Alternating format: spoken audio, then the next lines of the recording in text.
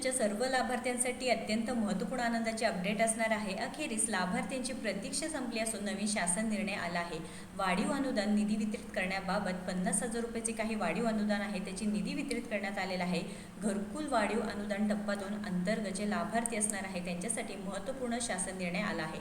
तर इतर मागास बहुजन कल्याण विभाग अंतर्गत प्रधानमंत्री आवास योजना ग्रामीण टप्पा 2 योजनेअंतर्गत घरकुल लाभार्थ्यांना इतर मागास बहुजन कल्याण विभागाकडून राज्य हिस्सेचे अतिरिक्त 50,000 इतके वाढीव अनुदान देण्याकरिता निधी वितरित करण्याबाबत हा शासन निर्णय 27 मार्च 2026 रोजी आलेला आहे।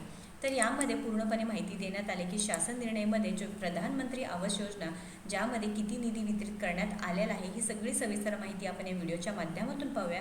चॅनलवरती नवीन आहे, अजूनही आपल्याला सबस्क्राईब केलं नसेल तर नक्कीच आपल्याला सबस्क्राईब करून घ्यायचं आहे। तर प्रधानमंत्री आवास योजना ग्रामीण टप्पा 2 योजनेअंतर्गत घरकुल लाभार्थ्यांना इतर मागास बहुजन कल्याण विभागाकडून राज्य हिस्सेचे अतिरिक्त 50,000 रुपये इतके वाढीव अनुदान देण्याकरिता निधी वितरित करण्याबाबत महाराष्ट्र शासन इतर मागास बहुजन कल्याण विभागाकडून हा शासन निर्णय आजच म्हणजे 27 मार्च रोजी आलेला आहे।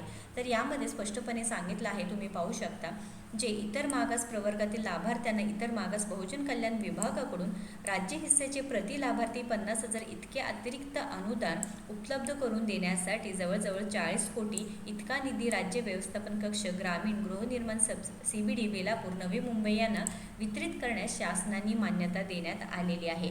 तर गेल्या महिन्यात सुद्धा जेव्हा 27 फेब्रुवारीला नवीन GR आला होता ज्यामध्ये प्रधानमंत्री आवास योजना ग्रामीण टप्पा 2 ज्यामध्ये जे विमुक्त जाती व भटक्या जमाती आहे, विशेष मागास प्रवर्ग आणि इतर मागास प्रवर्गातील लाभार्थ्यांना इतर मागास बहुजन कल्याण विभागाकडून राज्य हिस्सेचे प्रति लाभार्थी जे 50,000 रुपये वितरण करण्यात आले होते व निधीसुद्धा त्यांना देण्यात आले होते। त्यामध्ये 60 कोटी इतका निधी वितरित करण्यास शासनाने मान्यता दिली होती। त्याबद्दल सुद्धा GR आपल्या चॅनलवरती आहे, तुम्ही पाहू शकता।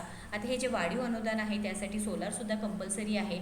महाराष्ट्र शासनाने घरकुल लाभार्थ्यांसाठी वाढीव अनुदान जाहीर केलं आहे। त्यामध्ये प्रधानमंत्री सूर्यघर योजनेच्या छतावर सौर ऊर्जा बसवण्यासाठी सुद्धा अतिरिक्त निधी वितरित करण्यात आलेला आहे।